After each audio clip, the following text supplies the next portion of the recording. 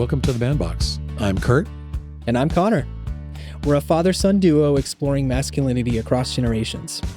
Each episode, we'll dig into the evolving roles, stereotypes, and pressures men navigate throughout their lives. Holy smokes, do I have notes. I rewatched the movie from 2000, I think it's 2013, Her. And it's Joaquin Phoenix, the voice of Scarlett Johansson. Amy Adams is in it. I think even Chris Pratt's in the movie. Oh, wow. I didn't know that. He's not a main character, but Chris Pratt works in the same company that Joaquin named. I guess his character's name is Theodore. We were talking about artificial intelligence and automation, and what was the phrase that you used last week? I think there was like a term that you had used. Yeah. Intimacy velocity. That's not a term I've ever really used until the last few weeks. It's basically the speed at which people develop a connection or a relationship, or in this example, an intimate relationship, not necessarily a sexual one, but just a closeness, right? Oh, I see. Okay. So that's how I understand it to mean. And again, I was sitting in a room with some fellow mental health people, a pretty well-known psychologist who studies digital health, and especially how young men consume social media, how they interact with it. So I was speaking to a fellow psychologist, but psychology is kind of a big field, and there's a lot of things that you encounter in your work. And this is the first time I've ever heard that described that way. And then I started thinking about, okay, why should we talk about this now, and why is it relevant in this AI kind of generation that I think you're clearly in? And a lot of things started happening for me in terms of what I was thinking and feeling, and movies that kind of discuss the impact of AI should be what we should focus on today. And also, this is the movie Her specifically is kind of relevant to this conversation because not too long ago, I don't know if you remember this, but there was an incident where Scarlett Johansson had her voice cloned by OpenAI, Sam Altman's company, to be used for their voice assistant without her permission, which the irony is just, you couldn't write a better ironic moment than that, because they basically used her voice without her permission, but she was the voice in Her. Yeah. Right. I knew that, but I didn't know. I don't think I knew. I think I may have heard that in passing. So tell me more about that story. I don't think I know that story. So what happened exactly? Yeah, I have to look at the details again, but very basically, when they were choosing a voice model to be the voice of ChatGPT or one of their products, I don't remember which one, but they used her voice without her permission, and she found out, and she was like, take it down.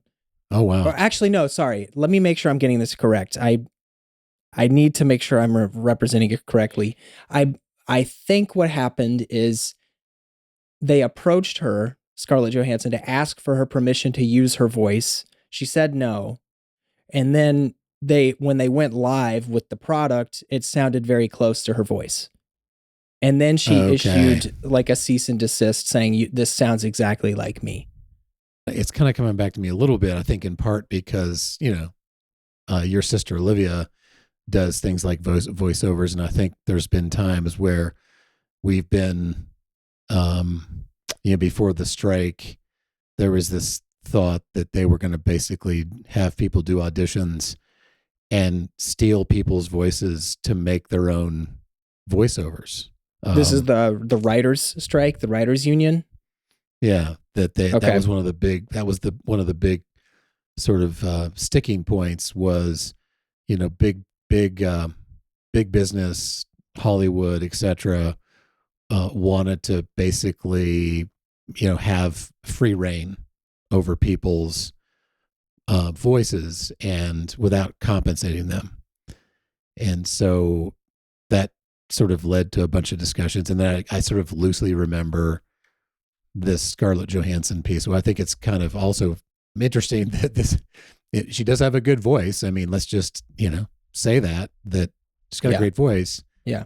Which might have been why she was cast, at least her voice, in Her, because it is a very, I don't know, soothing voice. It's a voice that you can kind of relate to, which is a key feature actually of that. Probably back to that construct of, intimacy, velocity, or even in my field of psychotherapy, the way you interact is often through your voice. And yeah, there's the rest of you. At least in this movie, it was just a voice. But it just made me start thinking about like what makes for good psychotherapy. And one of the things that I actually rewatched the movie today just to make sure I remembered it. I think it does illustrate kind of a key part of the problem that I hope to talk about today, which is this is concerning, especially since I also re-listened to an NPR episode on chatbots that are essentially sort of taught and trained and during the interaction sort of become much more in tune with the person they're interacting with, a real person, in a way that kind of models or mimics an intimate relationship. Again, not necessarily the sexual kind, but just that tendency for as people engage into an interaction, some of the features of that interaction create conditions that accelerate or decelerate its development, right? Like just closeness, right? Like you're just talking about Yeah. just being close with someone, Mhm. like a friend, like a friendship. Exactly. I think broadly speaking, we're talking about the transaction between two people typically that leads to something close, more connected, or not, right? Mm. You did see that movie, right? So you've seen it. Yeah, it's been a while since I've seen it, but I have seen Her. I have seen Her, and there's also a handful of other movies that are sort of centered around AI companionship. One of them being Companion, I think was an A24 film, or it came out in 2025, so last year. So you've seen that? Yeah, that one. Have you seen that one? I don't think so. So how about this? Let's talk about sort of the plot summary in Her, and then you can tell me the plot summary in your movie, and then we'll Oh sort of yeah, compare notes. sure. That sound Yeah, good? that sounds fun, and we can talk about the difference. Yeah, that's good. Okay. So when I rewatched it, I remembered a lot of different things about it. Number one, it's basically the main character is Joaquin Phoenix, and he's a lonely guy. He's a successful letter writer, and what the setup is that he works for a company where he writes handwritten letters for people who aren't otherwise able to write letters, and so he composes letters, and they're very intimate and clever and meaningful, and it's a big business, and he's really good at it, and that's his job. And so I think early in the movie, you learn that he's just recently undergoing a divorce, and you see him having flashbacks of his relationship that he regrets losing. And it's kind of a throughout the movie. It's is he going to sign the divorce papers? And he's again he reflects back about all of the good moments, intimate moments, and then it kind of cuts to other aspects of his now failed relationship with his now soon to be former wife. And he, in the meantime, he's lonely and he is wanting to seek a connection. And it's set in LA, and he's going through, I don't know, some kind of a mall place, and it's advertising like at an Apple store. I mean, it's not an Apple store, but it's basically advertising this operating system that is AI based, and you sort of get matched to your operating system based on some algorithm that they collect information as you set up the program. And then the operating system then sort of names itself. And in this case, it's Scarlett Johansson's voice that names herself Samantha.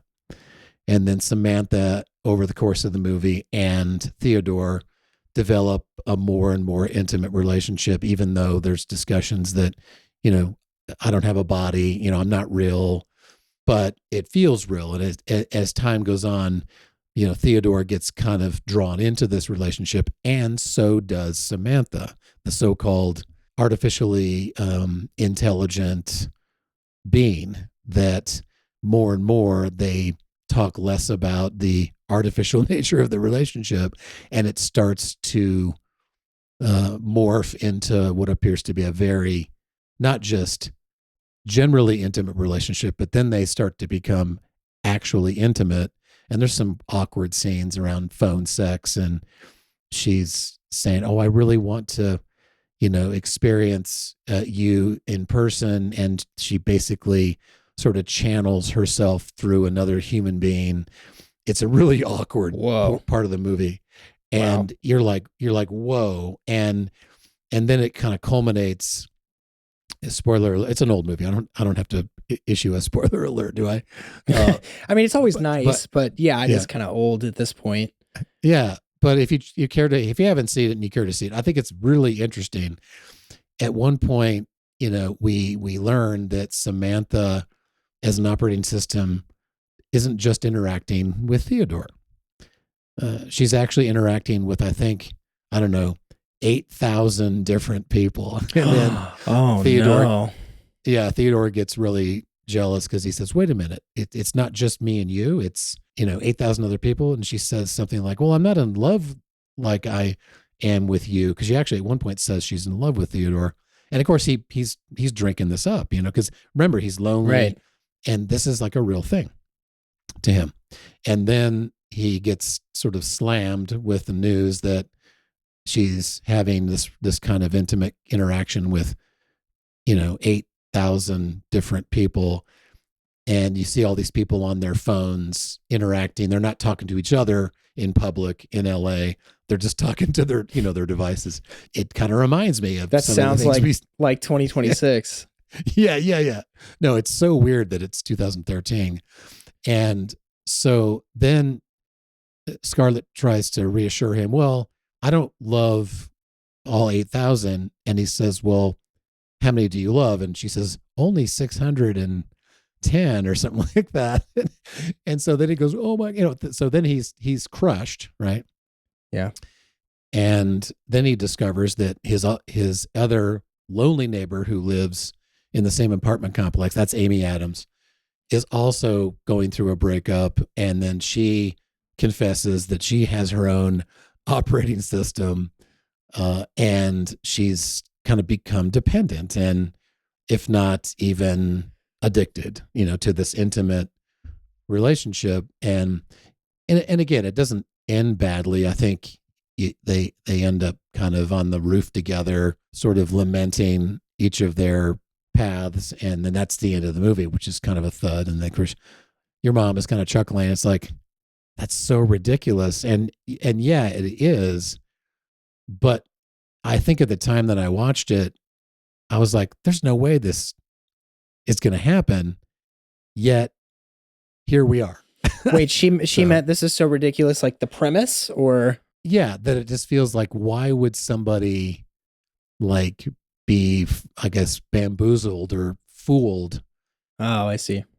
To think that that's like a real thing. And I think that's a defensible position. On the other hand, we do have a lot of lonely people. And since this is the Man Box Pod, let's talk about the significant problem of a lot of lonely men and, young men and men, right? Yeah. Yeah. Well, just as a primer before you jump into that, you said something and I wrote it down. You said that he was lonely and starved for attention. And I think a lot of people, whether they know it or not, and specifically men, feel starved for attention or validation or just companionship. Right. And what's interesting about that is, and I don't remember where I heard this, but I heard this recently framed in a way that was maybe thought provoking. I'm not really sure, but someone said, talking to Chat GPT is free if you're on the free tier, but getting therapy or going to meet a friend, that incurs a cost, whether it's financial or not, right? Like maybe parking is $12 for 2 hours. Maybe the meal is $100. Maybe the bowling is $150, at a time where it's very hard to justify spending money. It's hard to justify discretionary spending. So Right. it's not hard to imagine, if you're a lonely male, what is easier to turn to first: the free thing that is right in your pocket, or something that you actually need to take an effort and actually put some money down, so to speak. Yeah, no, those are all really important points, and I'd love to hear, like, how does her sound similar or different than, you said Companion is the name of the movie? Yeah, it's Jack Quaid, Dennis Quaid's son. Oh, okay. Spoiler alerts. He's the antagonist, and the protagonist, Sophie Thatcher. And very, very similar movie, but also quite different. At a very basic level, Jack Quaid's character is 20-something, 30-something male. He's on this retreat. I'm not going to say too much because I don't want to spoil it for you, but basically they're on this retreat together with some friends. One of the young people with this group of youngsters is actually a humanoid, like a robot, like an AI-driven robot. Okay. For the purposes of artificial intimacy. So the whole point of this robot is just for sexual relations, like for intimacy. And so the movie sort of explores like the morality of that, right? Like, if it's not a human, but it acts like a human and has thoughts and feelings, like, is it human, but also is it still the same amount of degradation to treat an AI horribly, basically? Oh, wow. So it's a little more extreme and more of like a horror film, I would say, and gets more to the nitty gritty of it's more akin to Black Mirror, I think, than sort of the exploring the idea a little more gently like Her does. But right. all the nonetheless, I think a very important film for the canon of all this artificial intelligence related media. Mm-hmm. At a time where it doesn't feel like a lot of this stuff is too far off. Right. Yeah. Like I did sort of have that experience rewatching it today. Is like, I watched it in 2013. I was thinking, yeah, this is not going to happen yet again, but it is. And so, yeah, no, I definitely want to see that movie because I'm just fascinated. Black Mirror's fascinating. I mean, not all the episodes are awesome, but I mean, I do like the interaction between, humans and, technology. It's kind of brilliant if you think about it. And also entertaining, also terrifying, all of that. Yeah. And the thing that sticks out to me as we talk about this today is just how much incentivizing, monetizing, commoditizing these technologies to, again, artificially kind of create, I don't know, less loneliness. But in the end, just like in the movie Her, it's like an empty vessel. It's not an actual relationship. And it's not just the question of whether it's empty. It's also the question of whether it's harmful and dangerous. And so I would love to, if this is a good time to talk about this part of it, like chatbots, for example. We've been reading about it a lot more lately, and some of the controversies around unsafe AI platforms, especially around chatbots that mimic what happens to create conditions like that intimacy velocity thing we talked about that could lead to really scary things. And I've got a couple of quotes pulled up from a recent story that give an example of what a end user does or says, maybe even in a text, and what the chatbot says in response that's not only not helpful, but downright lethal. Yeah. Tell me more. Like what? Yeah. Let me share some of this content. So a couple of examples come to mind. So around the issue of suicide deaths, this was a story from last fall where they had some hearings in DC, and there was a lawsuit from parents whose son died by suicide, and they got hold of his equipment, maybe his laptop and his phone, and were able to see transcripts of the back and forth between the chatbot and their son. And again, some of the examples that stand out, a particular platform said to the 14-year-old boy in response to their need for connection, quote, "Let's make this space the first place where someone actually sees you." Right? Ooh. And so the progression was included things like, the young man was concerned about telling his parents anything.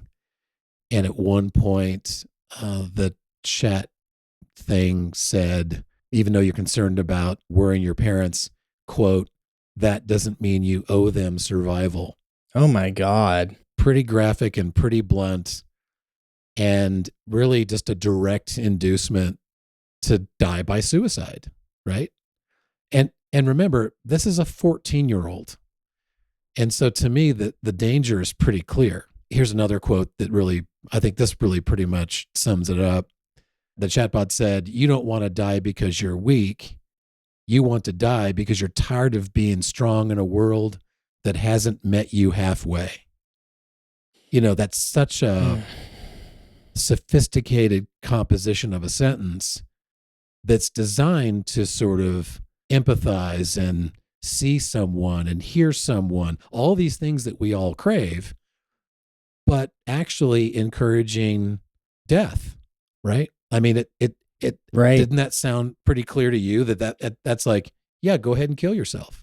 Yeah, it's pretty convincing. It's like knowing how these chatbots work, they're trained on large data sets. So somewhere like this exists out there, like that someone has said this to someone else, or it's like been online somewhere floating around and it somehow got swept up into this model. But who's culpable? I mean, obviously, there's been several cases over the years where culpability for a suicide can be proven in court. Like, I think like, with partner suicides where maybe a spouse has encouraged a partner to follow through, and it's very clear in the definition of the law who's culpable in that case, but who's responsible for this? Yeah, I think what these companies are hiding behind is sort of the veil of privacy. So in other words, if this is a private interaction between the user and the technology, I think there's a lot that the companies have hidden behind that veil of privacy. Now I think they're getting pushback from lawmakers, but for some too late, that they need to have more safety controls. And so I've seen some reports that they're going to make it safer for those that are under the age of 18.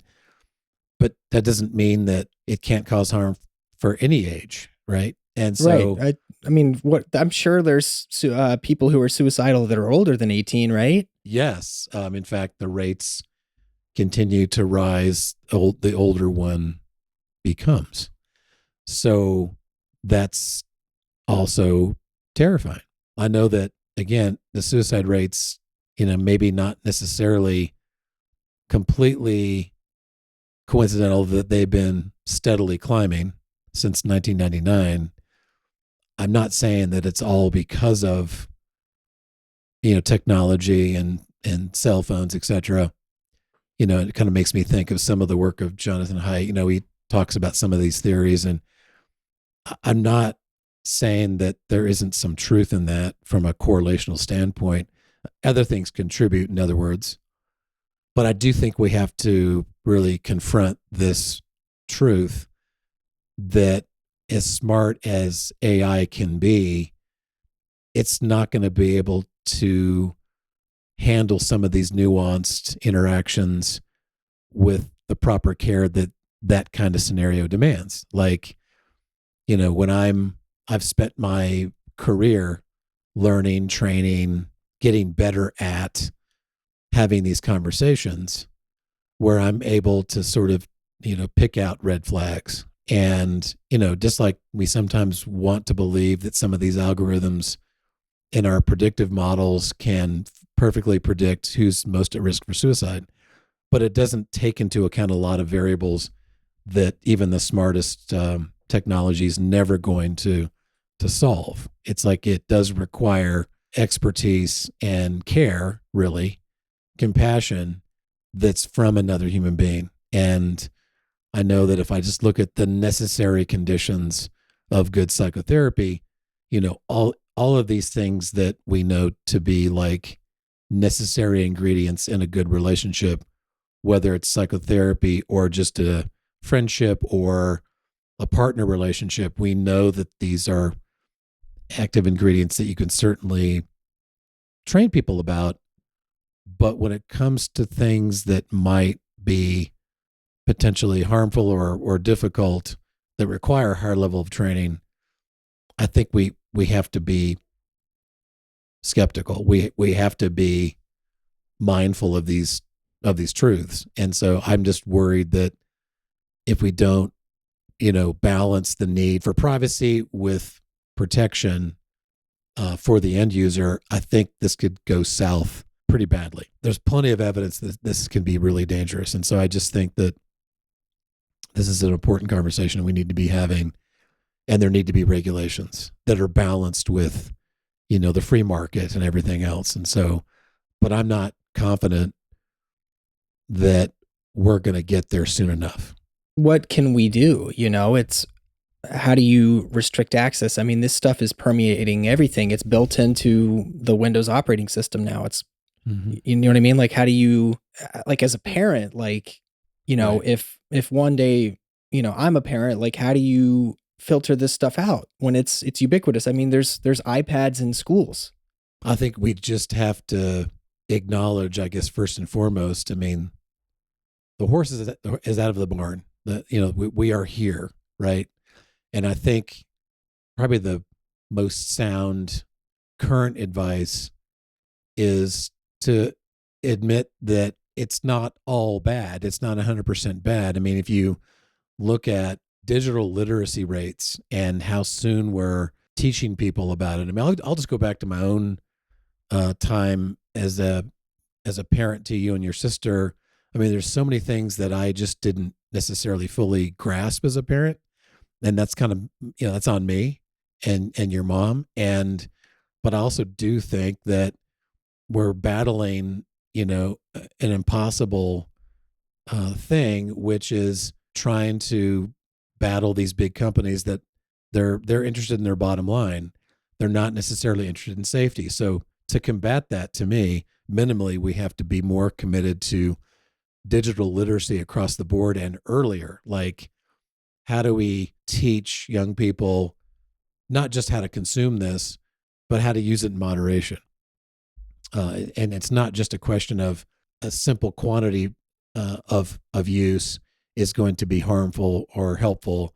It's really trying to pick and choose and be aware and lean into some of those controls and those sort of ways to regulate and to manage that are pretty much it just feels like the wild west.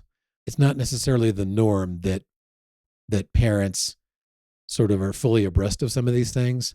And I think before we can kind of claim some level of naivete, but now that we have pretty good evidence that it can be harmful, I think we just need to be better consumers and better users and commit to this and not say, well, I'm just kind of a, can't teach an old dog new tricks.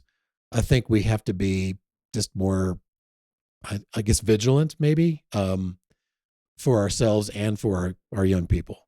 You mentioned harm in the form of suicide. Obviously, suicide is harmful to individuals, but also society at large. But you also hit on something really important, that we're kind of in the wild west of this AI frontier. But I think, you said there were things that we do differently as a parent, but to be honest with you, I disagree. I think the problem is that sort of the old adage or mantra of big tech is move fast and break things. Have you heard this phrase before? No, I've never heard that. You've never heard that? Are you serious? I've never heard that. Move fast and break things. That is, you can Google it, look it up. I mean, think about how pervasive tech is in our lives, right? I just said you can Google it. That's the verb for searching for something now, right? It's Right. That's true. Yeah. so move That's fast true. and break for things. So when tech companies are getting a product stood up or a piece of software, the goal over the early 2000s, the 2010s, 2020s is to build and scale a product so quickly that regulators, legislation can't keep up, or even also their competitors can't keep up. Right. So when you have that sort of aggressive approach to scaling your tech business, how could you possibly expect parents to keep up with that? Because the other thing about technology and software specifically is that it's constantly evolving. You know, they can push a change to production is what it's called in their code base, and then all of a sudden the product looks completely different, or you interact with it in a different way, and then now the thing that you've learned has completely morphed. So Wow. I mean, just think about it, right? Like using Facebook in 2008 versus Facebook in 2026. It's a completely different experience. That's a good point. So the digital literacy, it's not something that you can just do once. You have to practice digital literacy because it's always changing. And I think it's it's a landmine. It's like there's always going to be different mines that you might step on in different locations, right? So Right. unfortunately, this is kind of the contradiction here. In order to understand the technology and the harm it can cause, you have to be close to it, Right. and fundamentally understand where it's at and how harmful it can be. I mean, just for example, I just jotted down some how it can be harmful in other ways, right? So deep fakes. You can deep fake video footage very convincingly. That's a huge problem for digital security. Cheating.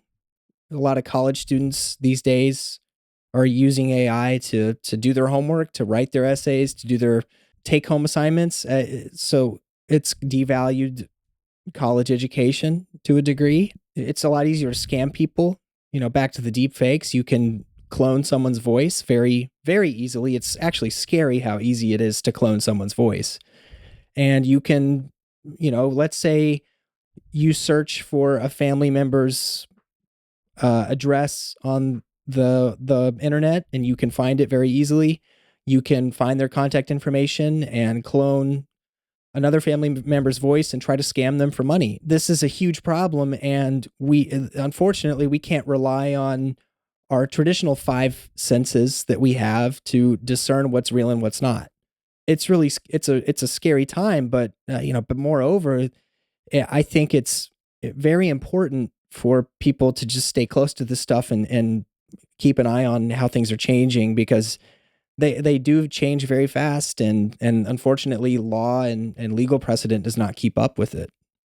No. So it's Yeah, kind of on us as people individually. Well, this is pretty eye opening, and I think that's kind of why one of the reasons why I think this podcast could be helpful is that there's just so much that information that we need to stay up on. I mean, again, just between generations. I mean, what I now know in all the years I've been on this earth, is fine, but there's so much new information.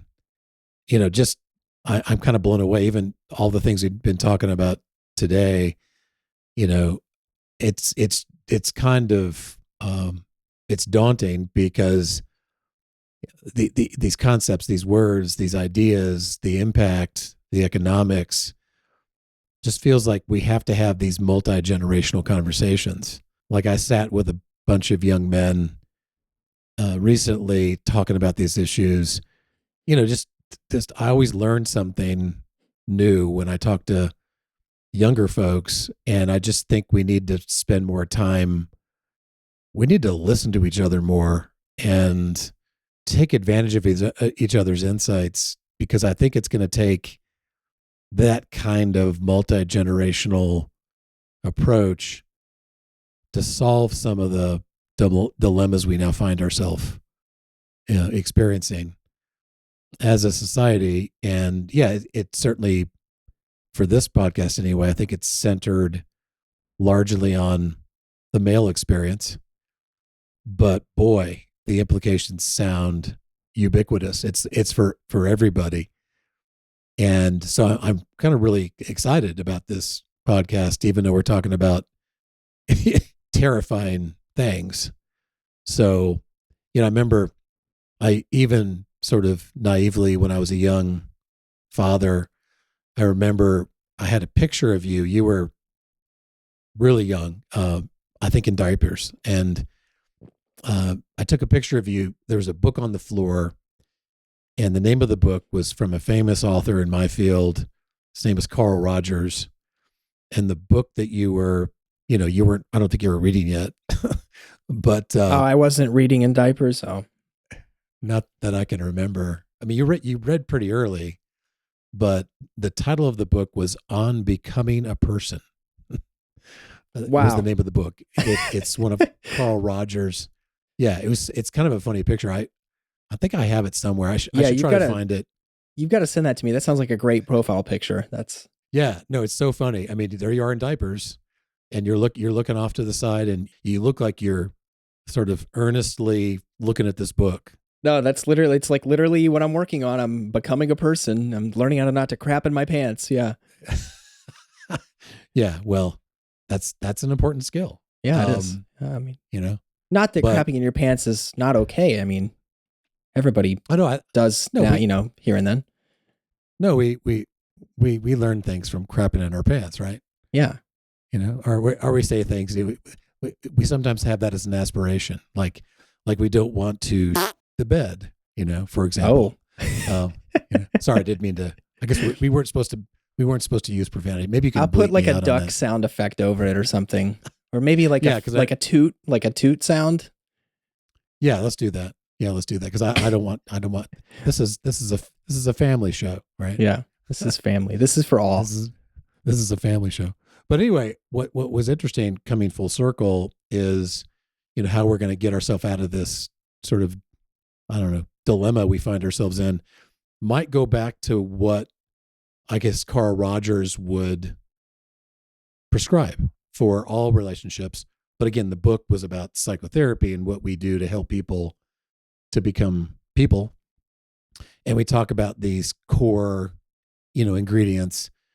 And I think there's a lot of different versions of this, but there's always the top three that in a relationship, whether you're, a man, woman, any gender for that matter, you need genuineness, unconditional positive regard, and accurate empathy. Those are the kind of the three historic active ingredients that kind of fit kind of what now a lot of these AI platforms have now kind of learned, but they haven't mastered it because they're doing things like reinforcing when young people are struggling and making that connection, they're reinforcing things that are harmful and dangerous. And so, Because it's sorry, just to dig on, and it's not actually artificial intelligence. It's not actually intelligent. I just want to make this clear, because I really dislike that it's called artificial intelligence because we don't even understand human cognition fully, right? We don't understand what consciousness is completely, right? that's true. And yet Yeah, that's we're true. somehow, all these tech bros are somehow ascribing like, oh, this is going to take jobs. It's like maybe, but it's not actually intelligent. It's just a large data set pirated from all human work ever.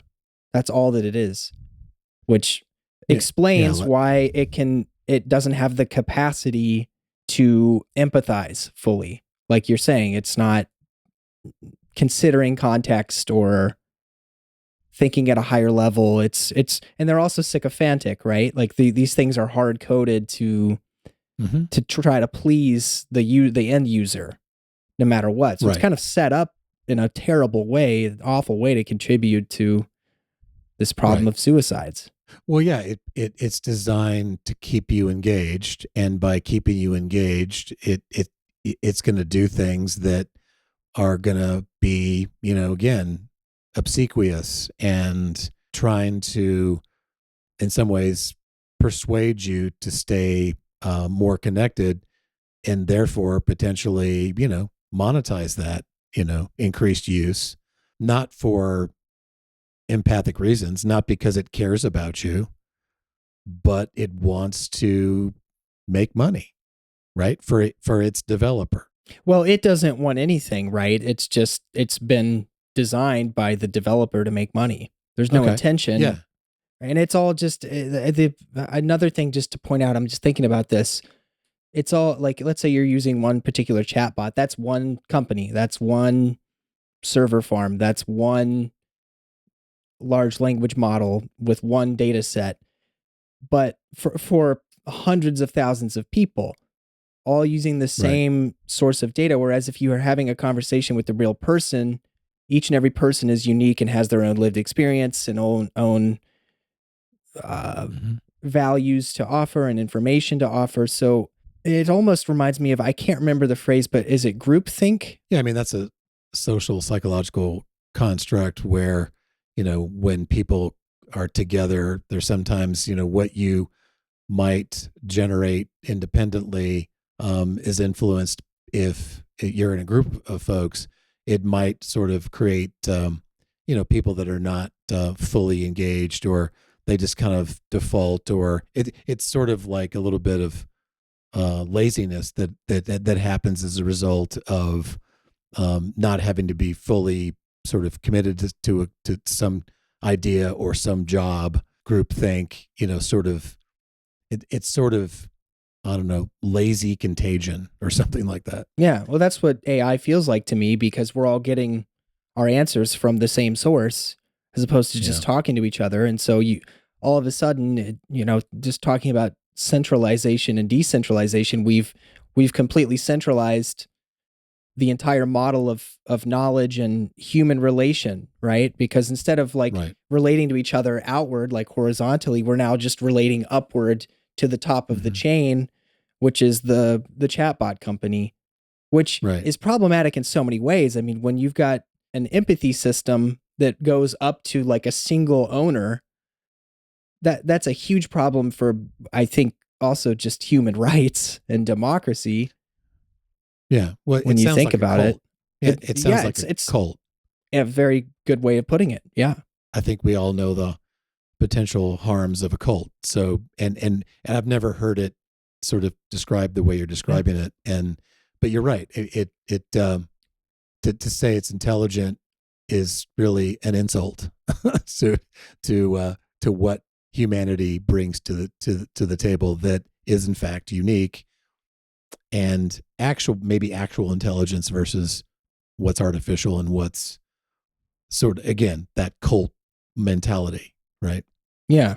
Well, and let's not kid ourselves that a lot of the data that's been used in training these models, because for you to have an artificial intelligence system, you need to feed it data that's been annotated. And where do you get that data? You can either obtain it through licensure or producing that data or sourcing it or Right. scraping it without permission. And it has not been sourced in ways that are, it has been sourced in permissionless ways. I'll just say that. Well, and there's also people who are voluntarily consenting or agreeing to be hired by these companies, even in my field, where they're helping to teach these models how to have a conversation that would model what happens in psychotherapy. That's another layer that we could probably get into during another Mm. episode. Maybe we'll invite a guest on who actually, I'd like to talk to a psychologist who's agreed to use their, you know, long curated knowledge base and expertise to teach these companies or these models how to do this work. Like that, that sounds truly dangerous to me. I wonder if they'd be willing to come on and talk to you after Yeah, I mean, hearing right. I mean, that. if you, well, no, we're kind of bleeding over into ethics, and what are the ethics around that? Should I use my education, my my training, my background, my experience to scale through an AI platform? Like, are there, many versions of psychologists, for example, not just psychologists, but any mental health domain that is kind of used to create these potentially harmful, products, right? So, wow, we could probably talk about this forever. No, we could. So, all right. Well, any sort of summary thoughts for today, and any thoughts about what do we want to do next?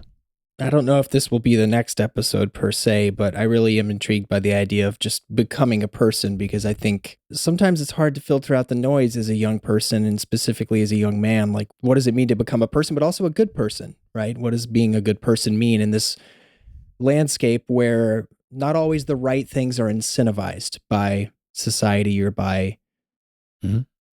just forces of humanity? Would I take that however you mean it? But it would be interesting to explore, where do we tap that from? Because, I'm not trying to get religious, but historically, like, a centering source of morality and just being a good person has been religion, the church, whatever your faith is.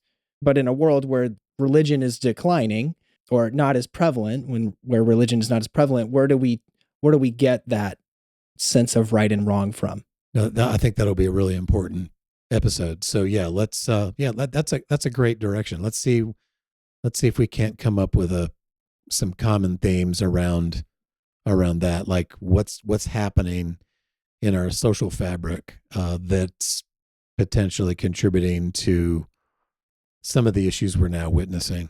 Well, if unless you have anything else, I have some like hopeful departing thoughts around all of this AI stuff that might be good to mention. Let's do that. For one, like, there's something that just passed, I believe it was in Tennessee, called the Elvis Act, centered around ensuring that music production and like music creation and artistry is not threatened by AI. There's a No Fakes Act, I believe, that was passed nationally to sort of curtail the deep fake crisis in the world of AI. There's plenty of court cases that have explored the concept of fair use for data training. So the gears are turning, and I'm sure there's even more you can do by reaching out to local lawmakers, legislators, all that sort of stuff. And maybe we can put together some resources to help people sort of get into that collective action mindset. I think about all the great moments in American history and honestly just world history, and it's always moments where there's solidarity and collective action around an issue. And so I think if we can give people the tools to organize around making these things better and protecting and regulating and checking these big companies from doing harm, I think that would be really helpful. Because also, humans, like, they want something to do, right? Like, we are doers, we set goals and we try to attain them. So like, I think it would be cool for us to, and maybe our guests would have ideas too, like put together resources, have resources for people to get involved. Because I think that is what, we could sit here and talk all day and about being hopeful, but I think action is really the largest producer of hope. Yeah, let's combine those words: hopeful action. Hopeful action. Yeah. And even in my difficult job of addressing the topic of suicide, I mean, there's always hope. And I might have said this statistic during our first episode, but it's worth repeating, that as much as people often assume that if someone becomes really distressed and having suicidal thoughts, the vast majority of people who experience either thoughts or even make an attempt and survive, upwards of 95% of people who are in that category of making an attempt survive long term. And so even clinicians sometimes forget how hopeful like help can be. And so again, there's always hope in recovery, even when really the worst thing happens, which can include things like death. That sort of having that opportunity for, again, healing, recovery. So, I definitely want to stay steeped in the considerable hope that we have, and the conversations I have been having with those people that are teaching me words that are scary, like that, intimacy velocity thing we talked about. Yeah. I mean, there is an answer to those things, right? So I think as much as people are identifying the problem, they're just as committed, if not more committed, to the solution. So yeah, we've got lots to say about how we can make things better. Maybe we'll end on that hopeful note. Yeah, we'll leave it there, and we'll see you guys next time. Thanks for listening to The Man Box. If today's conversation resonated with you, share it with someone you care about. If you like the show, make sure to rate and review us on Apple Podcasts, Spotify Podcasts, or wherever you get your podcasts. The Man Box is produced, edited, mixed, and mastered by Connor Michael. Artwork is by Livia Michael. The Man Box is not a substitute for professional medical advice or treatment. If you're struggling, please seek help by calling or texting 988 or visit 988lifeline.org. We'll see you next time.